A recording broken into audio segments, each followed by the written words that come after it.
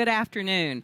My name is Lindsay Coates. Welcome to this really exciting and important session on globalization. Are we shooting ourselves in the foot?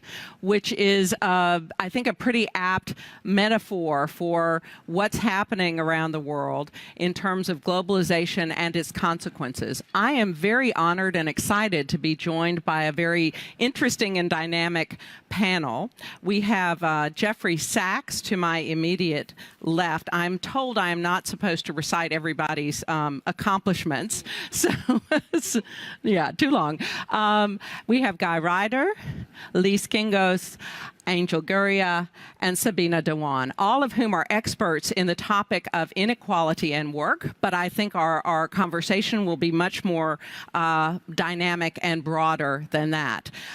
We will spend about 60 minutes in conversation among ourselves, then we will invite questions from the audience.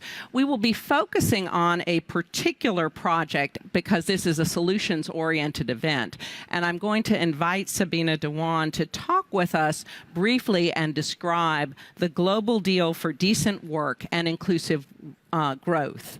Sabina, over to you. Great. Thank you so much. Okay, now it's on.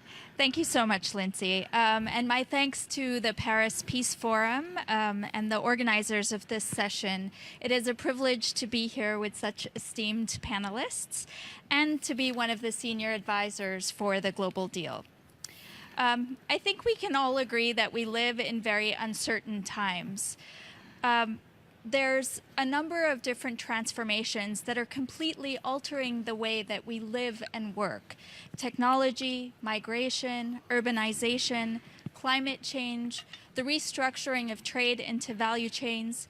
As these transformations upend the world as we know it, it is important to rethink what we mean by global partnerships and what we mean by social dialogue. It is against this backdrop that the Swedish Prime Minister Stefan Löfven sought to present and reinforce a vision of shared prosperity for this world that's changing very rapidly. It is a vision in which governments, businesses, and workers act collectively through social dialogue toward building a sustainable, stable, and inclusive global economy that works to the mutual benefit of everybody. The Global Deal is a platform to strengthen social dialogue so as to harness the benefit of these transformations and minimize the costs. It is a multi-stakeholder partnership of several countries, trade unions, businesses and employer organizations, as well as non-governmental organizations and grassroots organizations. And it is my pleasure to once again announce that on November 9th, the Swedish Prime Minister handed over the initiative to Secretary General GURRIA of the OECD, and the OECD will continue to work on this initiative with its founding partner, the ILO, and support from other initiatives such as the Global Compact as well, and others for the continued success of the Global Deal. So I look forward to this discussion around the Global Deal and more broadly on globalization and inequality and how social dialogue can be harnessed and leveraged to create a more just world. Thank you. So thank you so much, Sabina. I'd like to direct my initial inquiry to Guy and to Angel to ask them. I think, you know, we were talking in the green room about social dialogue was a concept that existed 100 years ago, well before Twitter. So how people talk with one another is changing a lot right now. And how do we take something that sounds so civilized and reasonable and actually use it in a context that feels unreasonable and uncertain? So what are you all, as the founding partners in this endeavor, doing differently in that context?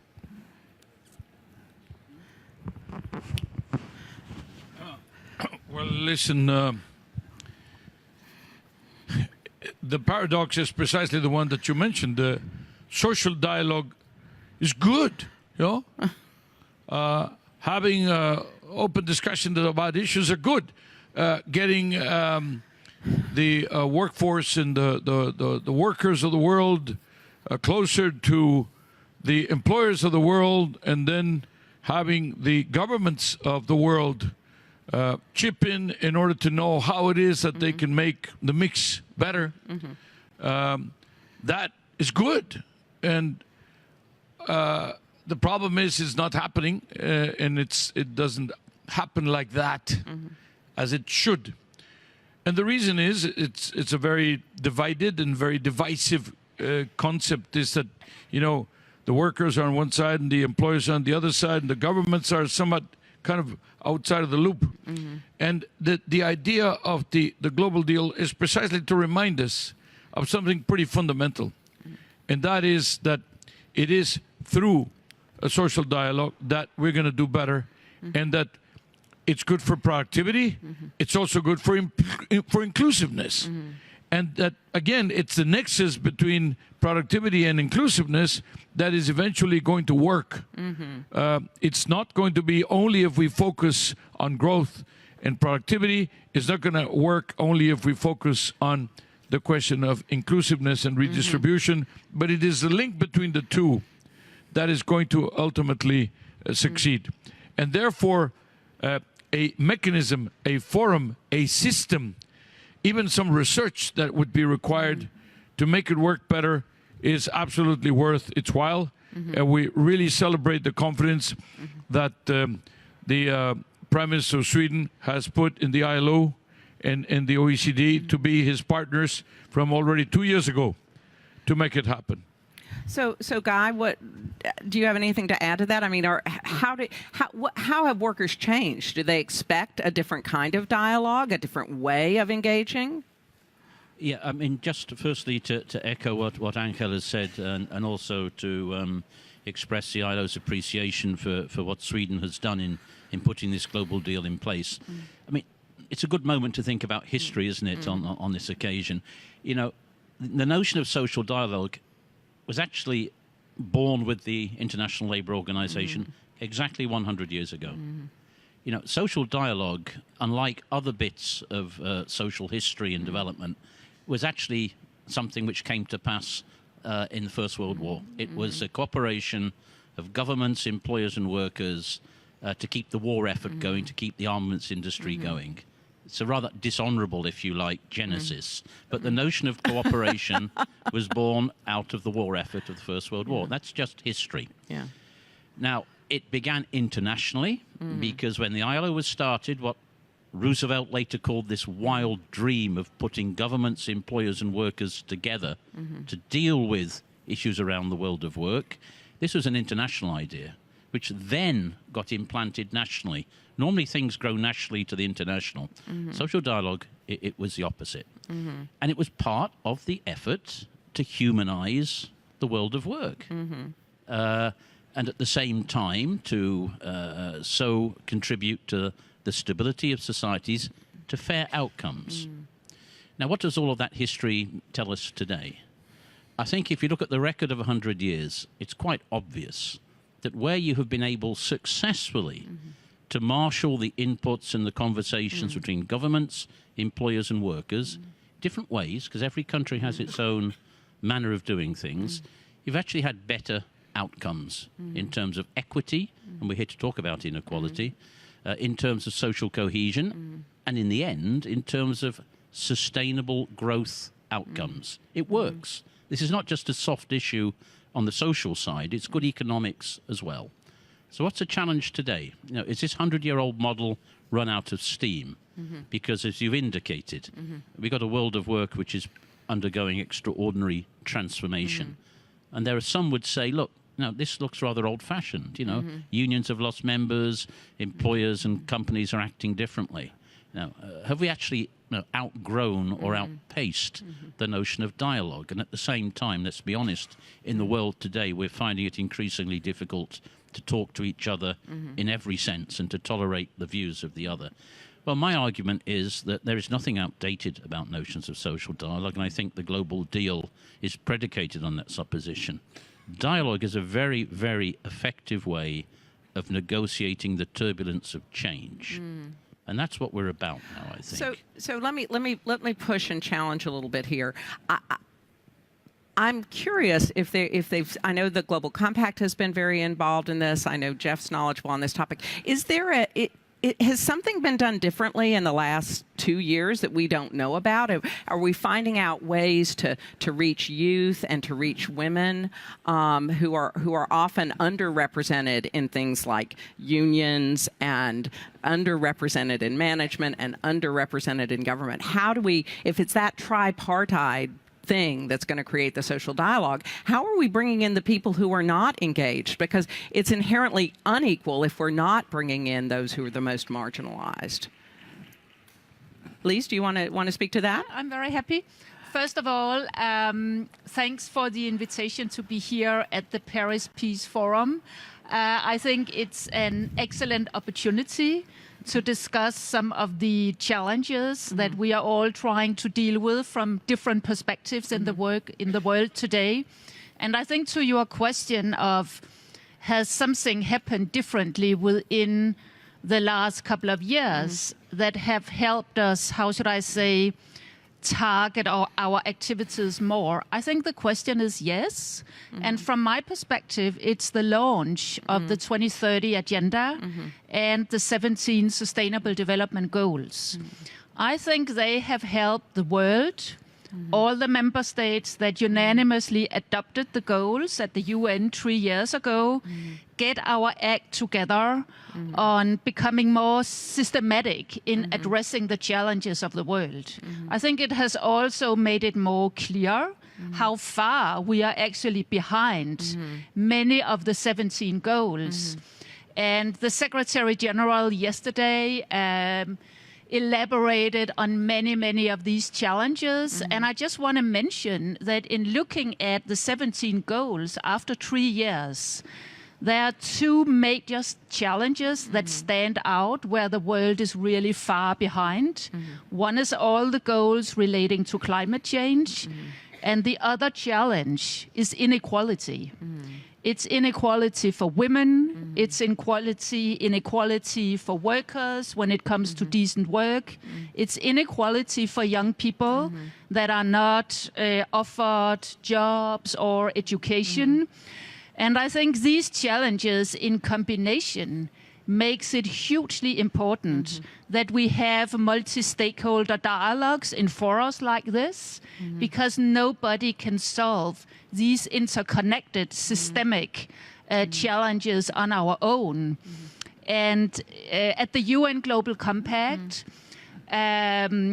we, how should I say, convene more than 10,000 companies across the world that are all keen to embed universal principles from the UN, like human rights, anti-corruption, labor and environment, into their business strategies and into their operations. And I think it's encouraging to see how many companies across the world have picked up the 17 goals and are really taking serious action, not least when it comes to dialogue. But it's also a big challenge that there are still many players, many companies out there that is not part of this dialogue. So I think we have a nice scorecard for the world now. We can measure and manage better than maybe we could 5 years ago. But a scorecard is also illustrating very clearly when you are behind the goals. So we actually know exactly what to do. We just need to get our act together and work across sectors in a multilateral dialogue. Lisa, thank you for that. I'm still wanting something more concrete from all of you, something more that this is what we're going to do differently, or do we need to change our structures? And I think, Jeff, because you were so involved both with the MDGs and the evolution of the SDGs, which I agree is a great scorecard and a great way to talk about inequality, but we're not there in terms of concrete solutions. Could you speak to sort of how the SDGs might help us when you look at them in relation to something like the global deal? let me start by talking about this idea of social partners and the tradition, the tripartite tradition. It actually works, but it only works in a handful of countries in the world. It is the social democratic approach. It works in Norway, it works in Sweden, it works in Denmark. You might add 2 or 3 other countries, maybe Germany, the Netherlands. That's almost it around the world. We have to understand what that model is. It's strong trade unions. It's national representation between employers, trade unions, and government. It's a progressive government that taxes half the national income and then uses it to ensure universal access to health, education, vacation time, paid leave, family time, and so forth. That model produces sustainable development. That model produces equality. That model produces prosperity. And as I said, there may be 5 countries in the world that have something like that. The United States, just about the opposite. Not only is there no social partnership, crush the unions, cut the taxes for the rich, maximize wealth, shareholder value. It doesn't exist. We have 11% of our workers unionized right now. It's down from around 1/3 at the peak, 25% in the post-war period. It's been an assault on the trade unions for the last 40 years. It's war by capital. Face it. And they're winning because they're very powerful. Now, market economies will not produce equality. They'll produce wealth, but they will not produce equality. And the Scandinavian model, by the way, didn't come because everyone decided to get nice, although you could say the 1937 Saltsjöbaden Agreement was at least a truce to get started. It won because the Social Democrats won election after election, because the trade unions were powerful, because they demanded their say, and so forth. They won the power. So we have to understand that there are inequalities now at 3 levels that are really important: within our nations, within our regions, and globally. Within our nations, a few countries handle this right, the social democratic countries, and I'm speaking small s, small d. I'm not talking about partisan, I'm talking about ethos. But most do not. In the regions and in globally, we don't have partnership. You know how much the rich countries transfer to the poor countries? 0.3 of 1% of their income. You can't make a decent world on that level of transfers. The decent countries collect half of their national income for redistribution, half.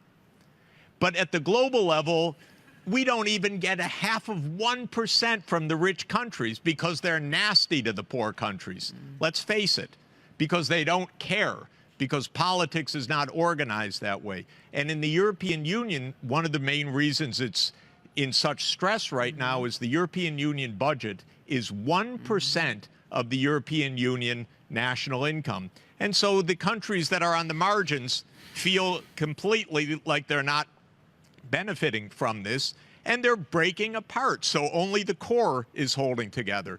So we need to share. Sharing is not easy because the rich don't like to share with the poor. The poor need to demand their share. And often when they do, they get shot or they get imprisoned. Or in the United States, they have lost election after election. So it's not a matter of, by the way, just nice talk and all the rest. We could see this works. This tripartite approach works. They're the most successful. And by the way, the happiest countries in the world. Your country, Lisa, ranked #1 in our index. Year after year, the happiest country in the world. But you're so happy to pay 50% of your GDP in taxes. Whereas in the United States, we're told happiness comes through tax cuts. And who's happy? Mr. Bezos is happy. But who else is happy? Well, millions of people are not happy. They can't even get their prescription drug filled because they can't afford it. So this is where we face right now a world of power, and globalization has made it worse from 100 years ago because capital can go anywhere, and because capital can hide anywhere. and because Washington and London made a system of tax evasion, not as exceptions, but as the system. It's not exceptions, the Cayman Islands, Guernsey, Jersey. These are the rules. This is for rich people to hide their money. So either we get serious, ladies and gentlemen, or we have a world of mass inequality. That's all there is to it. So Jeff, I do appreciate what you're saying and the bracing way you've put it, because that's really important. And I think it's also important to hold places where we have actually, as human beings, achieved beyond life being short, brutish, and nasty. Exactly. So I think that's to be commended and held up. But I take your point. And Sabina, I'm wondering, because your work is around JustJobs, and you're working in some other contexts that are not where we don't think about, where you're having to think about work and what work looks like in different ways through JustJobs. I'd like to hear your voice on this question of inequality in work. Great. Thank you, Lindsay. I'd like to start by underscoring something that I think that Guy said, which I think really deserves being highlighted. I love that you said that social dialogue was an effective means of negotiating the turbulence of change. And I think that's exactly right. And Mr. Sachs, I think that war by capital, we know that's what's happening. So I'm in agreement with you there. But I don't think that diminishes the value of social dialogue itself. And I think I would push back on the notion that social dialogue is only working in those few countries which you have named. I'm from India. We have over 16,000 different unions. Could they be more effective? Absolutely. But to say that social dialogue doesn't work, I think is a little oversimplified.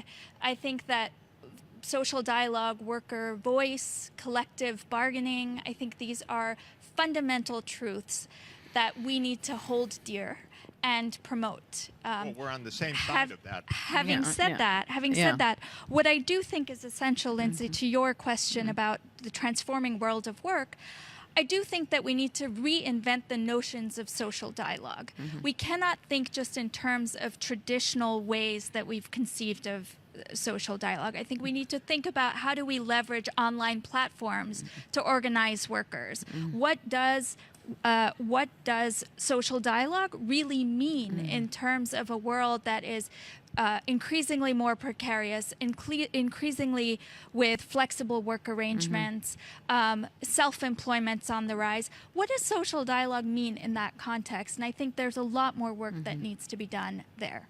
Lise, I'm curious, as I think about social dialogue, and I think about how corporations are trying to engage with stakeholders in some different ways, is that an area where we're seeing perhaps a shift by some forward-leading companies, or am I just like hoping for something that's not there? No, I think that's a very fair question. I mean, the whole idea of stakeholder dialogue, as we are discussing it here, is also to understand what other stakeholders are thinking about a specific topic. Let's take gender empowerment, just to mention something concrete, and to get a better understanding of what are the different views. And from a company perspective, what can we do better depending on what our stakeholders are expecting from us? So I think that has happened for at least the last 10, 30 years, that, companies are having stakeholder dialogues on topics that they find difficult to deal with, and they need inspiration in this area. I think the new thing that is happening, which is positive, is that more and more businesses are doing concrete partnerships with other stakeholders that have a different mindset to try to create innovation and real change.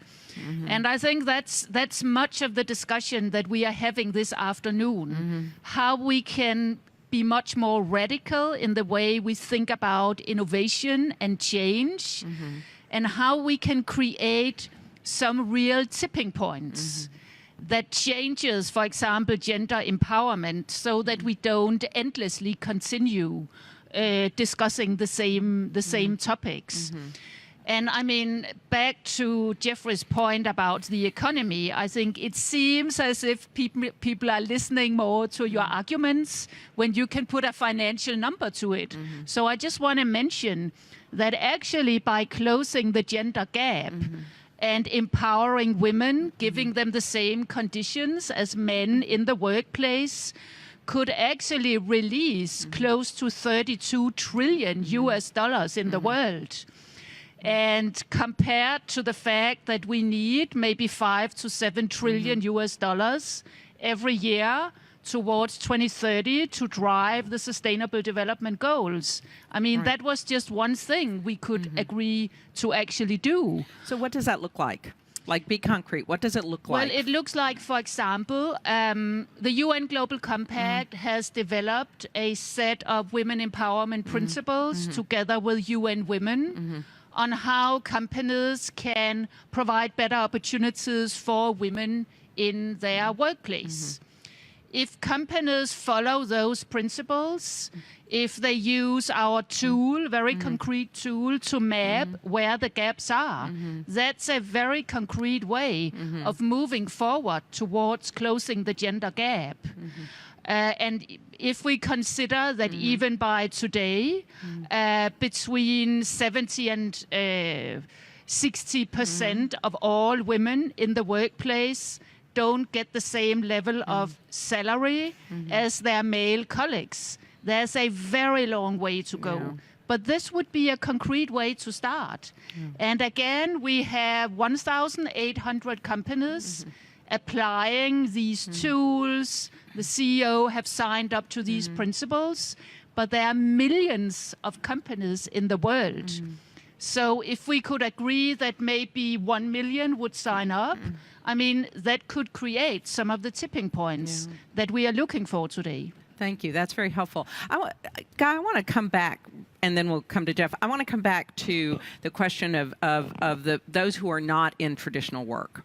So according to the ILO, 61% of workers are not in, they're in the informal sector. So this whole idea of a tripartite dialogue or people, and women and youth are in that group, and they are often excluded from a lot of these structures and opportunities. So could you speak to how do we bring in it? Because I think, at BRAC, I work on the agenda for the ultra poor, and so I can visualize in really concrete ways, and I'm sure everybody in this room can, people for whom this is, what does it have to do with me? Well, let me begin just by responding to Jeff. I mean, rumors of the demise of social dialogue are greatly exaggerated.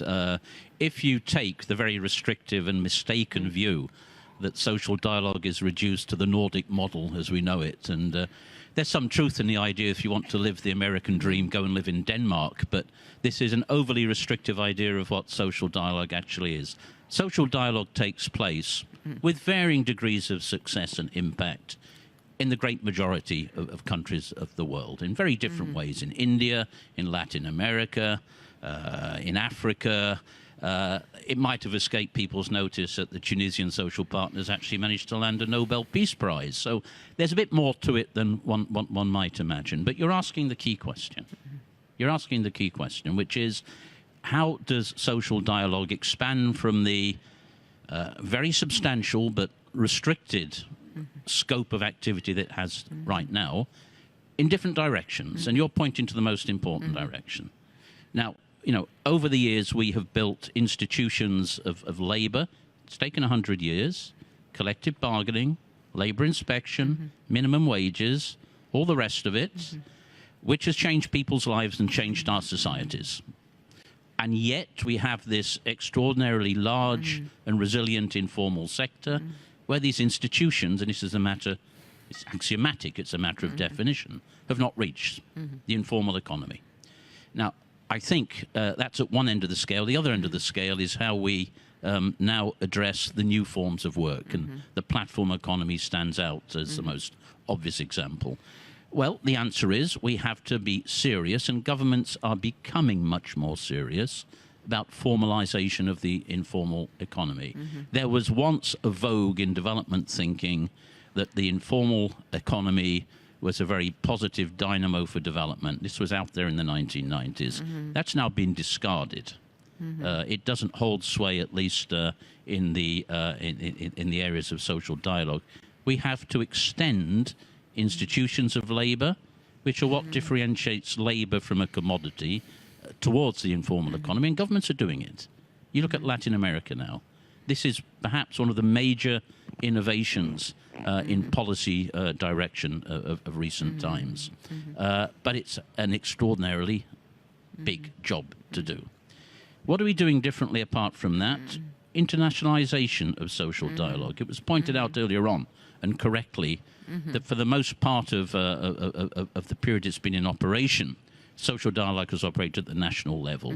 The European Union, 28, 27 countries, which have made social partnership the very anchor of what they've done over the last half century, is a good example of regionalization of social dialogue. Now we're seeing, and I think it's extremely encouraging, extremely interesting, and it links to what Lise is saying, companies, multinational companies engaging with international labor organizations, trade union organizations, I should properly say, to give a new vector to social dialogue. And this is part of the global deal. It's very encouraging. I think that 14 French multinationals, as we're sitting in Paris, have signed up because they see absolutely the value of social dialogue, not to the national economy and institutions, but to the success and the reputation and performance of their own businesses, linked very strongly to commitments made, as Lise has pointed out, to the 2030 agenda, to the goals of the Global Compact. So I think we're seeing a lot which is good, a lot which is dynamic, a lot of what is new. But I have to bow to your question with the informal economy, which is the elephant in the world of work's living room. We have to really direct our efforts in that direction. But there's no easy answer to that. Is there a solution around social protection there? I mean, is that investment in people? It's not. And is that an iterative long-term process? I would think so. I would suggest a solution, because that would be too facile, but a contribution.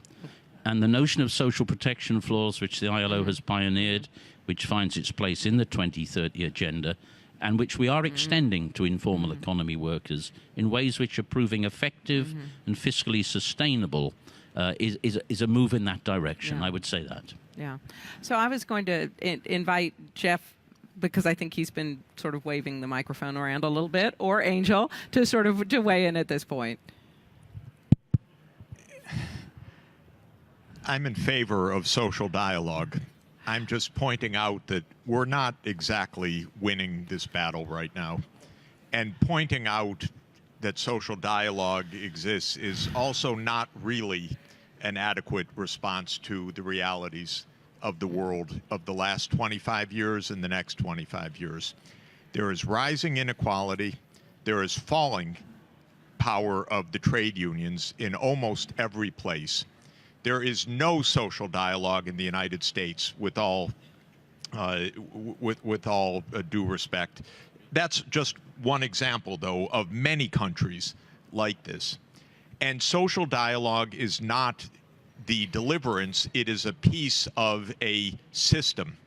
You need social dialogue. You need workers that are properly represented. You need social systems supported by budgets. And I can tell you there are a few places in the world that have that. That's why I referred to the Nordic model, because there are very few places in the world that have this in place right now. And with all respect to India, and India is doing many wonderful things, the fact of the matter is that Indian healthcare spending remains less than 2% of GDP. It's shocking.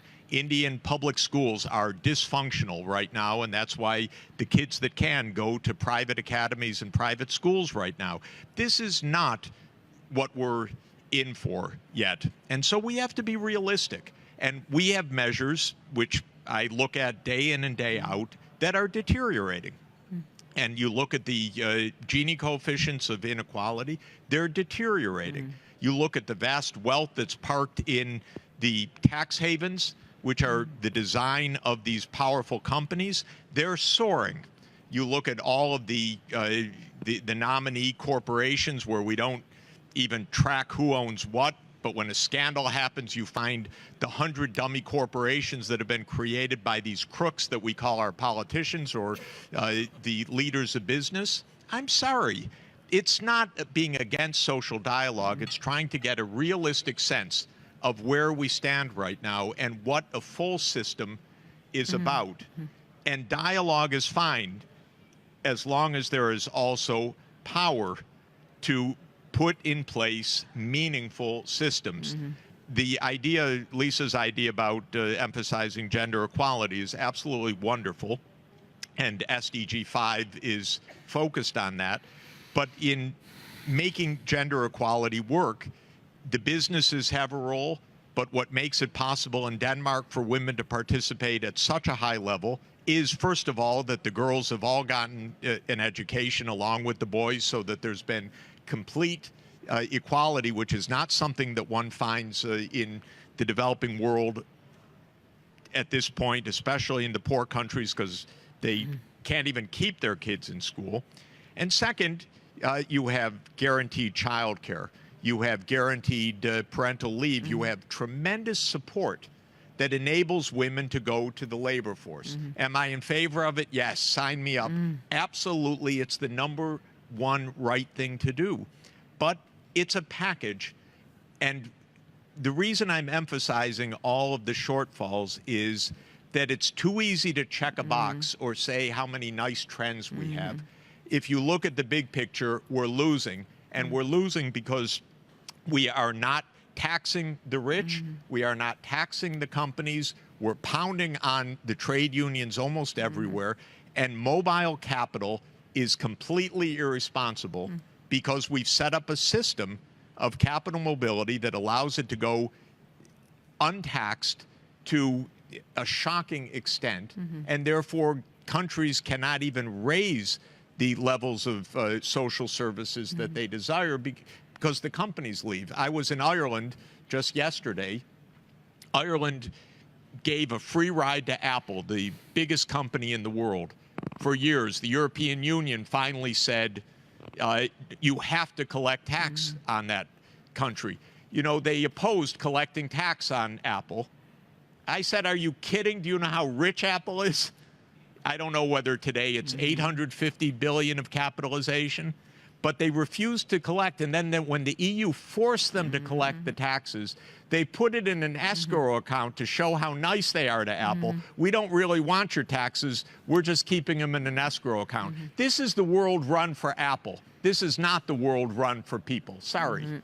If we don't get this right, that you collect taxes from the big companies, how are we ever going to implement true social inclusion? Thank you so much, Jeff. I think that that's a very, very fair sort of question around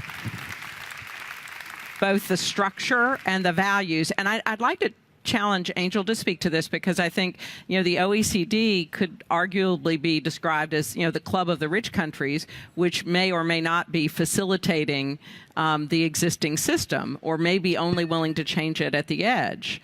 How much appetite might there be within the world you operate in most intimately for that real kind of structural change? I'm remembering the great report you all did in 2015 about how inequality was a bad economic argument. It was bad for growth. And so I'm curious, has that sort of way of thinking gotten any more traction?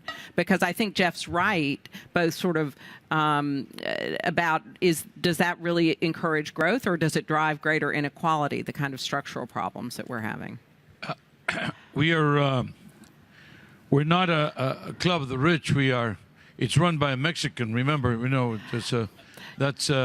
we got into the kitchen and stayed there for a while. You're exceptional, though. No, we're a do tank. Okay, it's about public policies, and and our latest member is Colombia. Chile is a member also, but the question of inequalities, going back to the title of the session, is it is globalization shooting itself in the foot because it hadn't corrected it. So the answer is yes, it is. And it is the reason why globalization is being questioned. It is the reason why we are being told globalization doesn't work. It's the reason why, I keep repeating this, but Babiš took 9 months to form a government in Czech Republic, and then Rutte took 7 months to form a government in the Netherlands, and Angela Merkel, of all people, the pillar of Europe, and it took 5 months to form a government in Germany, and then the results in Austria, the results of the elections in Italy, or the fragmentation, the political fragmentation in Spain, but also, the results of the election in Mexico, now the results of the election in Brazil, in the United States itself, Brexit. What you have is manifestations of the fact that we have left too many people out of the loop, out of the benefits of globalization. And then what happens? Globalization doesn't have a face. It doesn't have a neck from which you can hang it. So what you do is you take proxies for globalization. You start attacking trade. You start attacking investment flows. And you start attacking, as has been mentioned here, for example, the question of taxes or tax collection, or as they say, we took 80 years to be very careful to avoid double taxation, and we created the perfect double non-taxation, So basically what we have is a situation where inequality is rampant, but it is affecting the quality of the policies because it was so distorted. It's now actually inequalities today. Everybody says, "Oh well, inequality is part of life. It's normal." When it gets to the level at which we have it today, it stops. It affects growth. It affects the quality of the policy. So basically, the social dialogue, which sounds like, as I said at the beginning, why shouldn't we have one? It's a good idea. It has to have content. For example, collective bargaining. Okay. On the 4th of December, we are going to put out the third, the job strategy of the OECD. Okay, the first one was in '96, and then it was 2004, and then it was now 2018. And what does it say? That it looks like collective bargaining may be a more efficient way towards even productivity, which you would say intuitively maybe companies would not agree with, But it's not about being intuitive. It's about the evidence. And what's happening is you've had a very big drop in wages for too long as part of the GDP and in real terms. Okay? So you basically have a very, even with the highest levels of employment and the lowest levels of unemployment, wages are still not responding. Practically a new definition of full employment, like in Japan or the United States, and still wages are not responding. So basically you see these inequalities in terms of the sharing, and then look at the shares of capital, but also look at the concentration. The concentration, well, you could say 10% of 10%, the lowest 10% fits 10 times into the highest 10% in terms of income. You say, so what? It used to be 7 times a generation ago. That means in one generation, there's been a deterioration of 30 to 40% of the income distribution. It's going in exactly the wrong way and very fast. Okay, so it means we have to put a stop to it. So the question of automatic exchange of information, which was mentioned here on the taxation of the BEPS, are only, or the tax inspectors without borders, which we're trying with developing countries, are ways in which you make for a more level playing field. to give the countries and to give within the countries those workers and the classes that are destitute, that are more vulnerable, a better chance. So as Jeff suggested, is not just the inequalities among the countries, but also within the countries that we're trying to address. Yeah. Angel, that's very helpful, and I was being a bit deliberately provocative, so thank you for being gracious about it.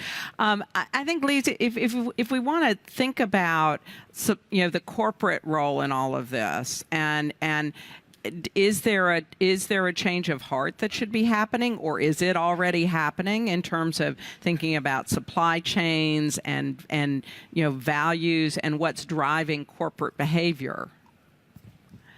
Yeah, well,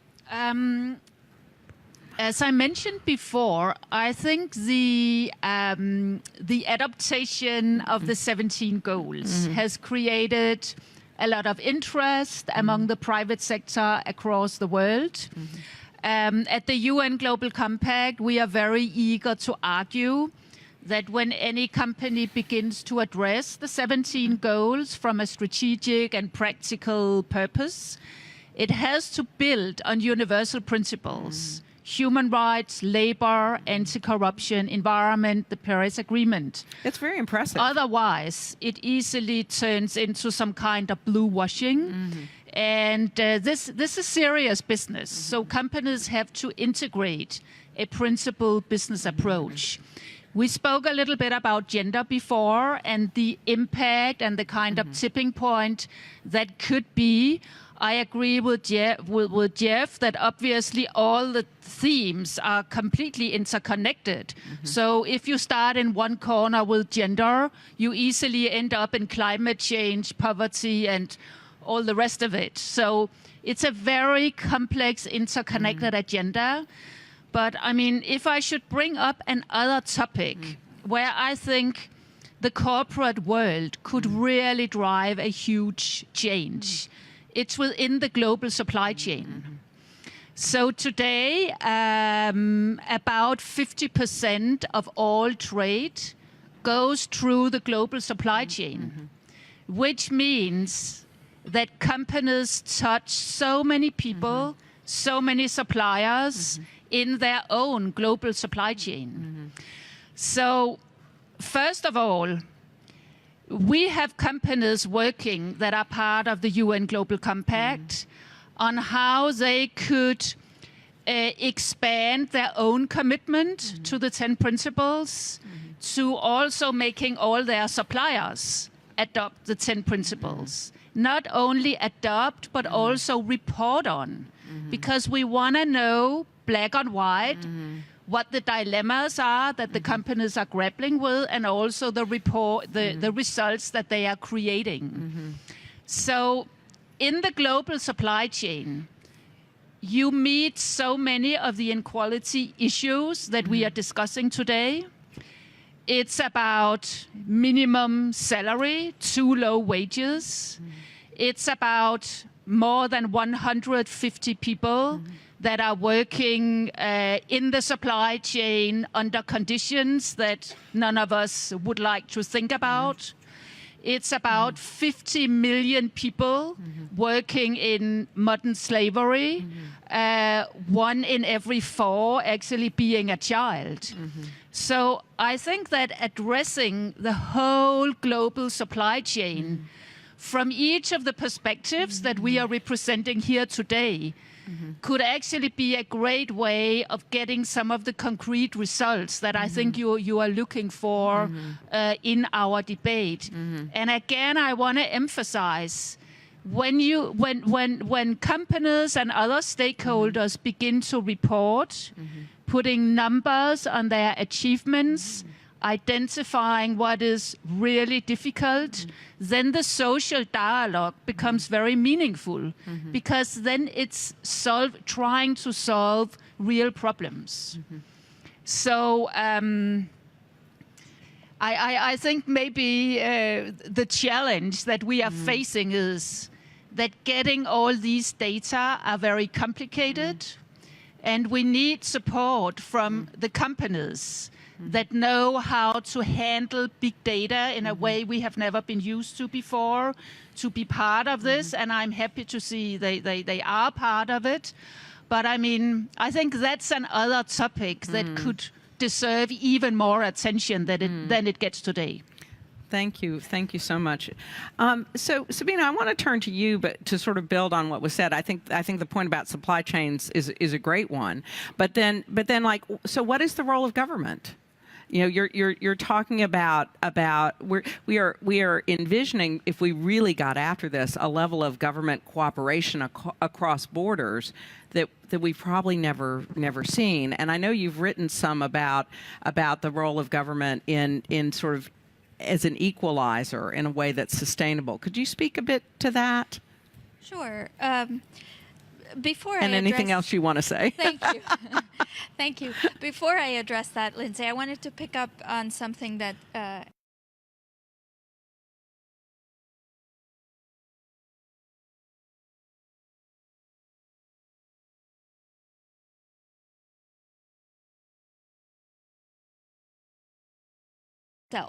So what do I mean by that? I think there are those in defense of globalization that will say, well, globalization has lifted millions out of poverty in countries like China and India. And while that's true, I think if you have one person that's making $1 and another person that's making $100, and you give them both 100% increments, so the person one is now making $2 and the other person is making $200. So that you've increased both by 100%, but the gap has widened. And I think that's what we're facing right now. And it's not just the fact that inequality is actually widening. Even in places where it isn't widening, the perception of it is still very, very troublesome. And when you're looking at countries with a huge demographic bulge, I think that's something that we also need to think about. Now, having said that, there's plenty of us here diagnosing the malady, but what are the solutions? I think it comes down to regulation.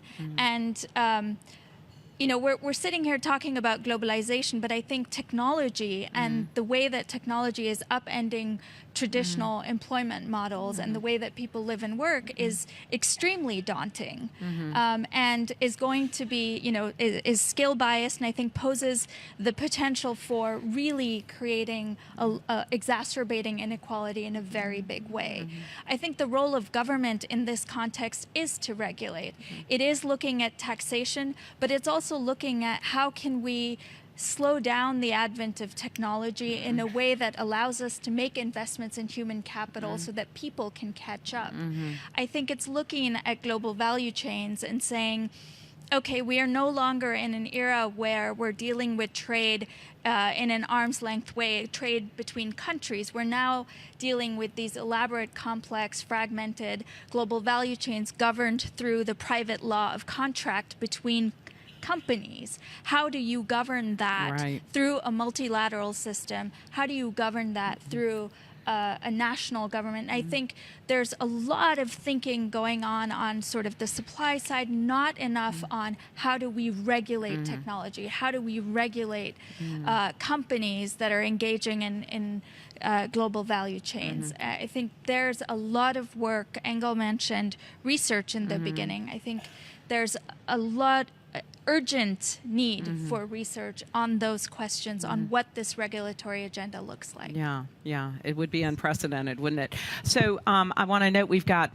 5 minutes till we start taking questions from the audience, and I'm getting some wonderful questions on my magic iPad, and I also understand we have the capacity to call on people and use the old-fashioned method. So Jeff, you had indicated you had something that you wanted to share with the group? I think that it's maybe useful to point out that technological advance and trade raise the total production, but shift the distribution. One answer has been, well, let's stop trade. That Donald Trump, in some bizarre way, if you can try to interpret his mind, might have something like that in mind. I don't want to delve too deeply into the confusion, but trade becomes the enemy. Another is, well, let's stop the technological change or slow it down. The third approach is you recognize that the economy or the pie proverbially has gotten larger and it should be shared more effectively.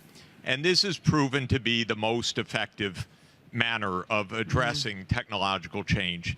You look at my favorite systems, the Scandinavian systems, they are very technologically dynamic. They don't slow down anything, but they say everybody benefits because we will ensure universal access to services, we will tax heavily, we will ensure that the benefits are widely shared. That requires redistribution. That's a dirty word to a lot of rich and powerful people and political systems. That is our problem in the United States. I don't mean to dwell on the United States, except we have a crazy president and a broken down, corrupt political system. But other than that, we don't talk about the fact that we've gotten rich from trade, which we have. Trade has not impoverished the United States. It's made some people phenomenally rich. It's made a lot of people much better off, but it's impoverished some who are getting no help at all, except seeing their social services cut further because the taxes of the winners are being slashed. So this is about power, politics, and direction. And it's not hard to see how to make an expanding pie be more for all the different groups, but it requires slicing the pie in a fair way. Partly, that's why we've had trade unions. That's why we've had social democratic parties. That's why we've had the ethos of fairness. That's why we have global goals. But let's understand how this is not working. And it's not enough to check a box that we're discussing it. It actually has to be resolved. And understand what stops it from being resolved. That's secrecy. That's global tax havens and secrecy havens, lack of transparency, and power of big companies over governments. My country is run by companies. Have no illusion about it. They pay billions of dollars of campaign contributions, and they get their tax cuts in return. They get their deregulation in return. They get to despoil the environment in return. That's the deal in a corporate America. It's a miserable deal for most of us and for the world, by the way. But we need to understand that, expose it, and then correct it.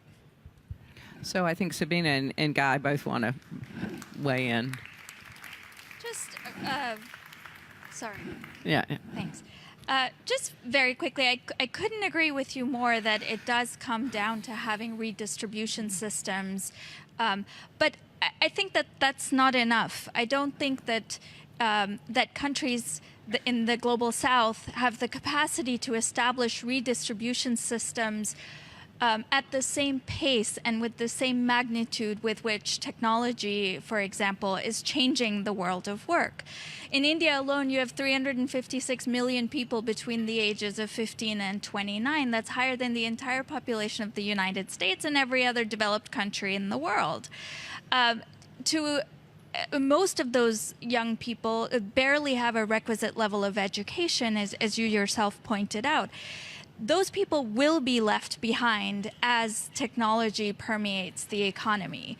And redistribution systems, the government doesn't have the capacity to build redistribution systems fast enough. And so while I absolutely underscore the importance of having those kinds of redistributive mechanisms, I think we need to not make the mistake that we've done in the past and just say it's all about redistribution. We actually do need to think about making very deliberate regulatory choices because technology, for example, is not neutral. It's not ethics neutral. It's not economics neutral. We need to actually have regulatory agendas that ensure more inclusive growth and align productivity and wages. And we need to make those regulatory choices. Redistribution comes afterwards. Yeah.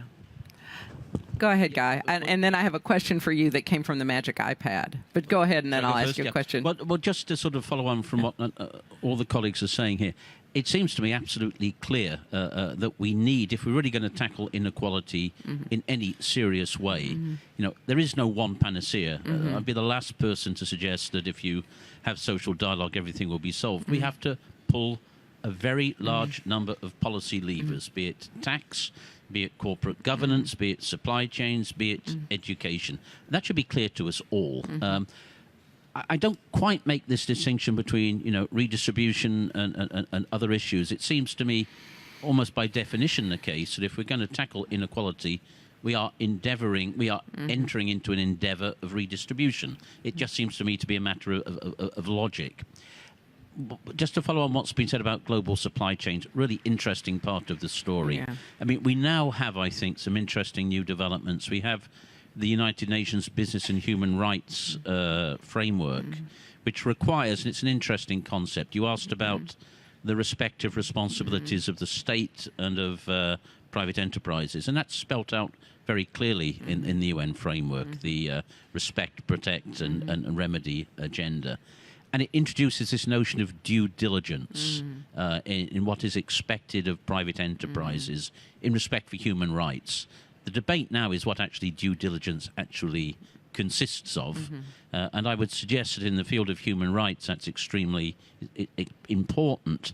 But I do think, echoing what Jeff has said, we need to look at corporate behavior, not just in terms of respecting human rights in the terms set out in the UN framework. I always say there are three things: tax, how do corporates behave in terms of their tax payments, compensation at the top end of the company and further down, and increasingly the issue of data and data appropriation and use. So I think you need to broaden that agenda a little bit. So this is so perfect because you anticipated the question you were asked. Specifically was, we talk about the poor, but also we should talk about the rich. And the question for you from the audience was, is there an argument for a maximum wage? So could you elaborate a little bit on what you were saying about compensation at the top end? And then... There has actually been a thing called a maximum wage in my country, but that's another story. It has to do with the football industry. It's interesting. People get an awful lot more annoyed by the top end of pay scales sometimes than they do at the bottom end. I mean, this is what some public opinion surveys have shown. Look, when we are seeing the multiples, the ratio between the average wage in a company and what goes to the CEO, I mean, that ratio has gone through the roof. I don't have the figures in front of me. It's gone through the roof in the last 20 or 30 years. Clearly, this is not acceptable by any rudimentary assessment of what's fair and what's decent. Yeah. And I think, and people are talking about it. We had a referendum in the country where I live on establishing a maximum ratio between the average and it didn't win. The Swiss have lots of referendums, but it doesn't always change very much. But yeah, absolutely it matters. Yeah. Angel? Well, you mentioned the 2015 work called In It Together, but it was preceded in 2011 by the United, it was the paraphrasing the United We Stand hymn. It was called Divided We Stand, because it also followed in the 2008 growing unequal with a question mark. So in 2011 we eliminated the question mark, unfortunately, and then in 2015 we said the only way we can do this is together, which is these were diagnoses of the inequality itself. We got to know the inequality so well. The question is, what do you do about it? Inclusive growth, inclusive growth, inclusive growth. And now that has become a little bit of a cliche. Everybody has an inclusive growth story and inclusive growth.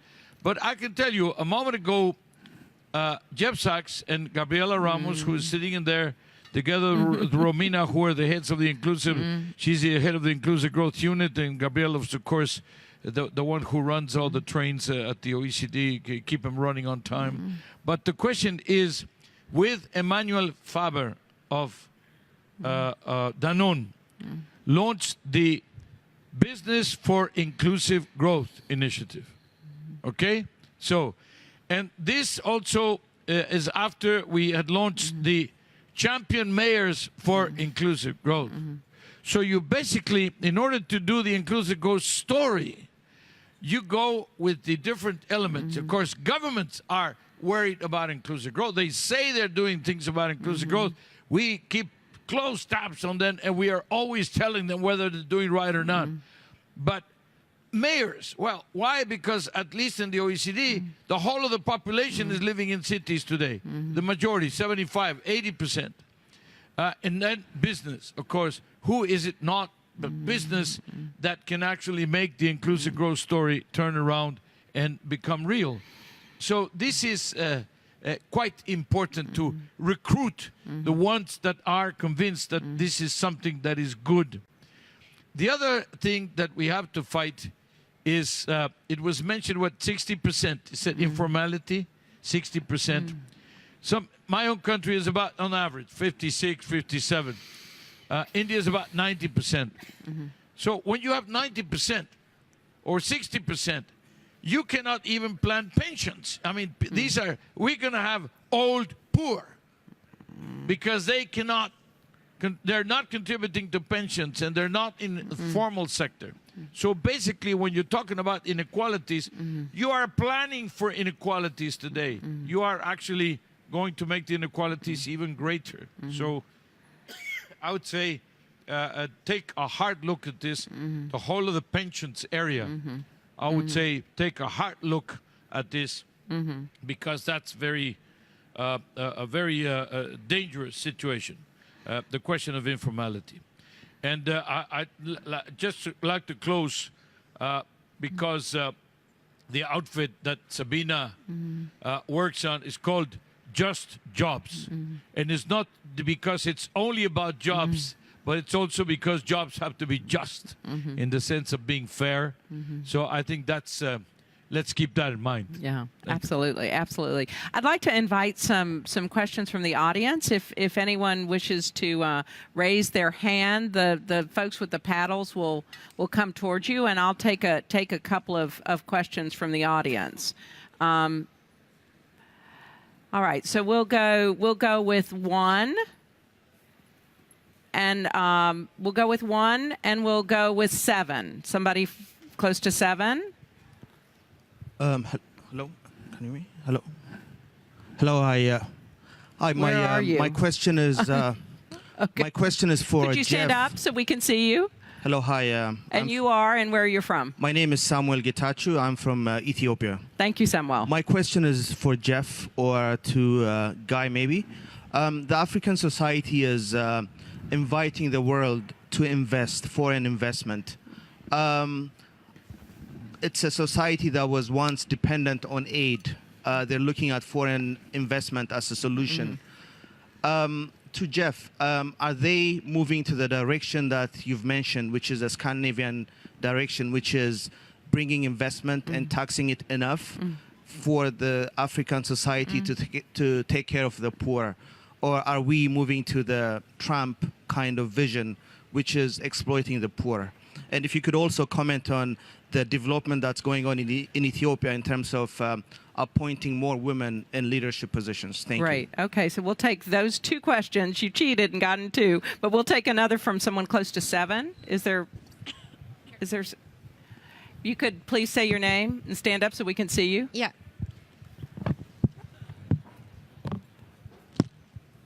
Hello, my name is Fernanda. I'm from Mexico. And as Jeff said, we are not winning the battle. And one of the reasons we are not winning the battle is that the collusion between enterprises and corporations and the states themselves. So I would ask you, like, because this social dialogue then becomes like the powerful versus the society. It's not anymore like a trilateral dialogue. So my question is, do you foresee like a social strategy with maybe the use of technology to create these alliances and fight back this this situation? Thank you. That's an excellent question. Why don't we take those two? Jeff, a couple of them were directed at you, but I'd like for everybody to weigh in. Do you want to start? Yeah, very briefly. First of all, a country like Ethiopia absolutely requires development aid as well as investment. Have no doubt about it. This is not past, even though the pro-market rhetoric often says it's passé.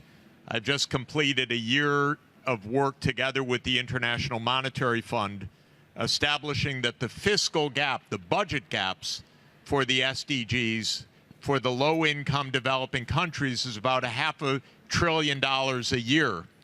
That cannot be filled with private capital. That has to be filled with help. Nothing wrong with that. If the rich countries would be minimally responsible, we'd actually be able to ensure that Ethiopia's kids are in school and the mothers aren't dying in childbirth and many other basic needs are fulfilled. The investment part is also good and important. For sure, Ethiopia needs investment. But if you look at the deals being made, almost surely there's tax havens, tax holidays, other benefits being given to try to attract the capital. Or the companies are saying we'll pay income tax, and then one can ask the OECD, you'll never see any income because all of the enterprises in Ethiopia, I guarantee you, will earn no income. All the income will be earned in the Cayman Islands because it's easy for a company to transfer this. So Ethiopia is it needs the aid, it needs the investment, and it needs a transparent global tax system. And we're, in the official system, responsible to help Ethiopia get that. That's our job, actually. Our job is to call out the bad behavior of powerful people. And if we can do that loudly enough without getting smashed on the head, then maybe there'll be some chance. But otherwise, the abuses will absolutely continue. That's great. Thank you so much. Lise, do you wanted to speak to one or both questions? Yeah, I mean, I think both questions were really exciting because they are focusing on the fact that this is very much a local agenda. And in whatever country across the world, there will be a specific definition of what does the global deal mean in my country. And the issues will be different from country to country. So I just wanted to mention that Global Compact's local chapter here in France has been working very intensively with a group of very important companies in actually understanding what is behind the global deal, what can be done in terms of the global deal. Since we are a global initiative, it's completely different issues that are being discussed among our local chapters in Africa. And I think the trick is for all of us to balance the diversity in the many different aspects that the social deal has, depending on whether we are in the US, whether we are in Scandinavia, Latin America, or in Africa. And I think that's where the global deal becomes really interesting, if we can understand the implications at a local level and share with each other how challenges are being dealt with, no matter whether it's on wages, it's on gender, because that's where the rubber hits the road. Thank you. That's a fascinating point, that tension between local and global. I'll go to another question from 6 and someone close to 2. And then I'll allow the panelists to wrap up. Hi, everybody. My name is Mr. Keita. Please, I have to speak in French. Nous sommes là tous pour projeter l'avenir et trouver des solutions sur notre monde. Le constat est très alarmant parce que depuis des années, moins de 10% de la population mondiale détient 83% du patrimoine mondial, alors que 3% vont à 70% des habitants. L'Amérique du Nord et l'Europe possèdent 65%. Donc le constat est pas du tout bon. Qu'est-ce que nous devons faire? Est-ce que pouvons-nous parler aujourd'hui de gérer, c'est-à-dire G2RE, gouvernance, régulation, redistribution, éducation. Parce que c'est ça qui fait l'impact aujourd'hui des problématiques sérieuses que nous avons. Mais nous avons un autre problème. C'est que l'innovation continue avec une force, avec une avancée terrible que personne ne contrôle. Et cette innovation crée des impacts. Est-ce que pouvons-nous pas penser aujourd'hui à réguler? Parce que quand on parle de l'innovation, il faut aussi parler des data centers. Les data centers apportent des solutions, mais apportent aussi des problématiques. Par exemple, en Afrique, nous avons des problèmes d'électricité.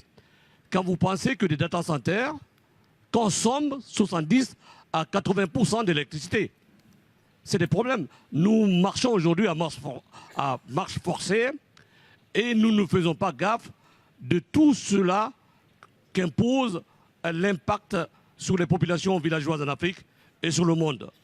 Alors, est-ce que nous ne pouvons pas parler de régulation d'une gouvernance plus équitable et aussi de la distribution des richesses du monde plus régulée? Merci bien. Thank you very much. I would invite any panelist who was able to listen to the question. I was not.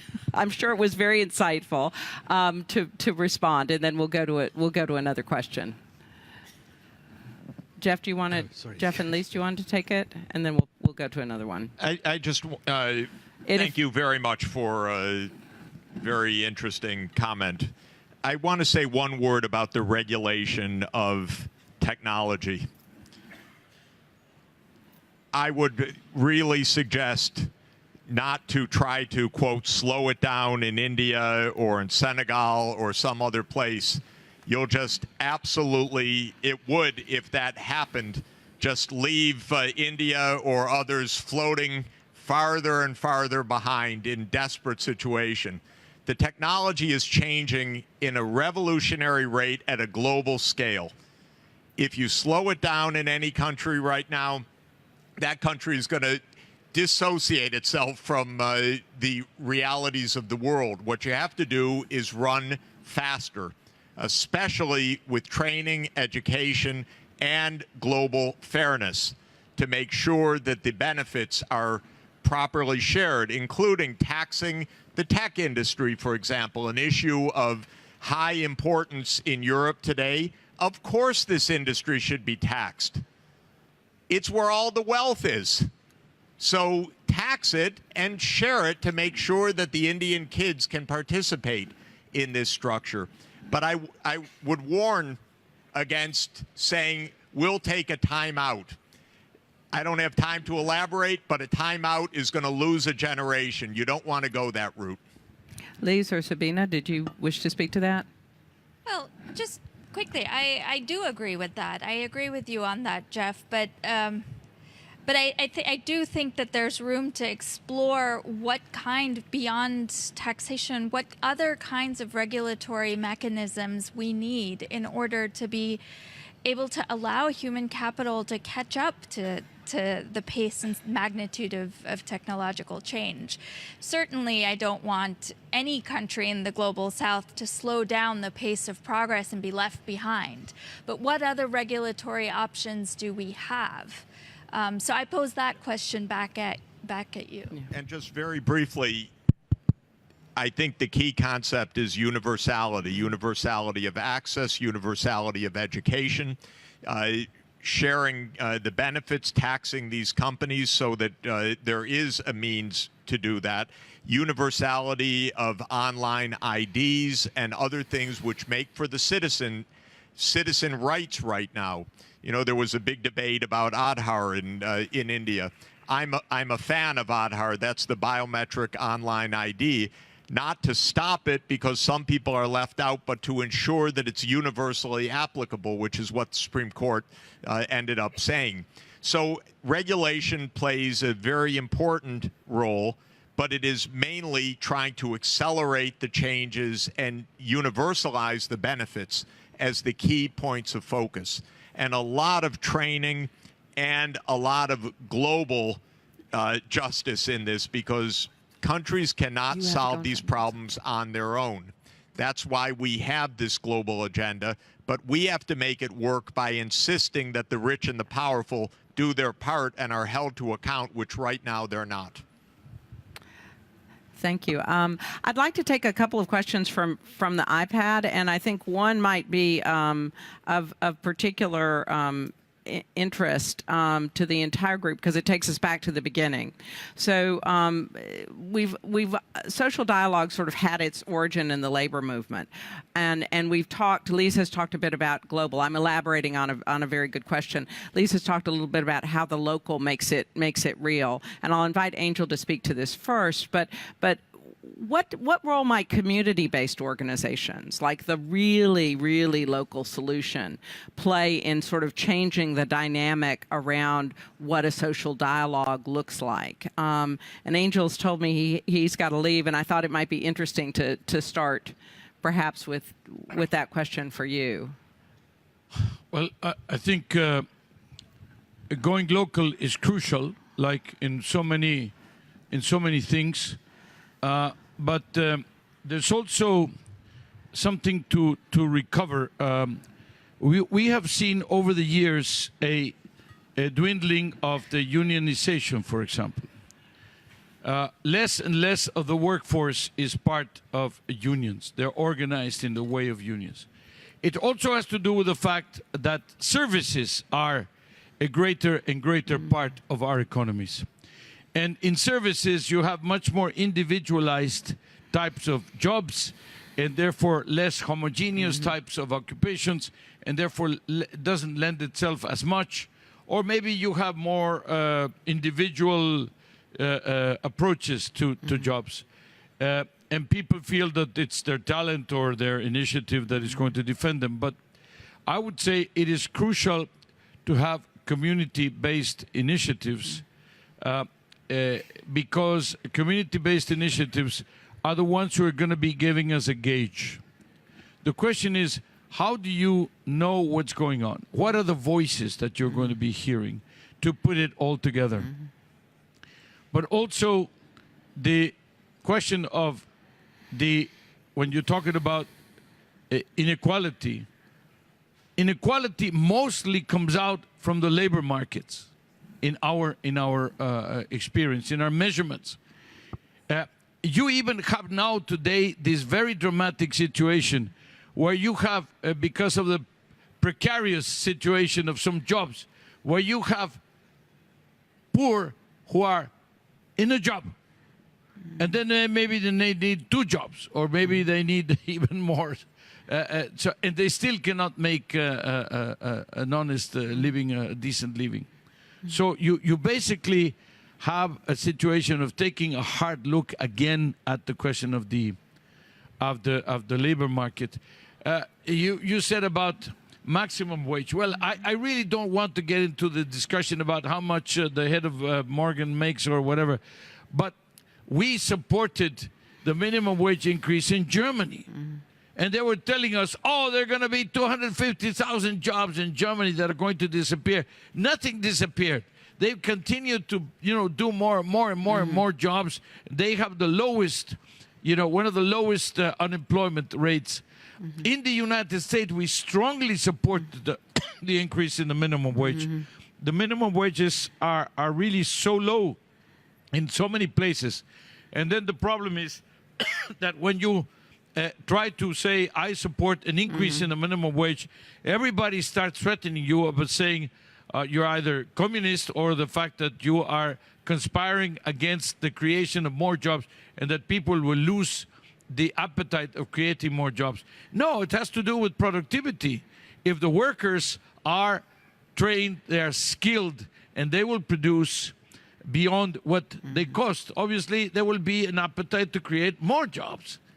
So the question is not exclusively in how much the minimum wage is or how much a worker will make, but the relationship between what the worker can make and what the worker will produce. And therefore the focus has to be on the question of skilling, upskilling, reskilling the workforce, among other things, so that they will not suffer the impact of the the digital revolution or the advance of technology. Thank you. So let's make this sort of localization question I think it's a great point to end on, and I'd invite Guy and Lise and Sabina to sort of speak to that. Yeah, there's two things I want to say about it. Firstly, is I think that the actors of social dialogue, as classically understood, which is government, employers, and workers, have every interest in embedding their processes in other organizations of civil society. There's a notion of connectivity here, right, which I think is being acted upon. I've seen a big change in that regard, let's say in the last 10, 20 years, and it's really important. But that connectivity also means connectivity between what happens locally and what people are living locally, and more centralized processes of dialogue and bargaining, because, I think the evidence shows that when you have centralized national level sectoral deals, you actually get the better distributive results. Right. So you've got to get the best of both worlds here. It sounds perhaps a little contradictory, but I think it's complementary. You've got to embed it very firmly in the realities at local level, but work it upwards. Yeah. Thank you. Thank you. So I would like to spend my last opportunity today to just remind us all that this year we are celebrating the 70-year anniversary of the Declaration on Human Rights. I think this is a moment with everything going on in the world to celebrate that we have really strong universal principles out there that we should uphold more than ever in the turbulent world we are in today. So I know that many of us in the room today have been busy celebrating this 70-year anniversary, taking the human rights agenda to many parts of the world, trying to understand what are the biggest challenges in Mexico, in Ethiopia, in the UK, everywhere. And I think that's a very important part of testing our universal principles at a local scale and making sure that we uphold what really ties us together as a society.